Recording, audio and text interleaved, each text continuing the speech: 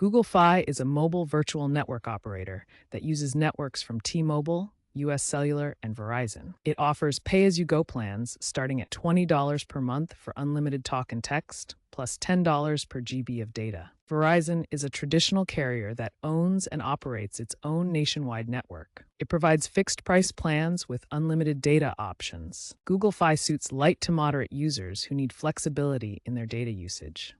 Verizon is better for heavy data users who require consistent nationwide coverage. This is especially true in rural areas where Verizon's infrastructure provides superior coverage. Google Fi's 5G coverage now reaches 99% of the US population through its network partnerships. As of late 2025, Google Fi has introduced Fi Squared, a tiered plan allowing data pooling across devices for $25 a month for up to 5 devices.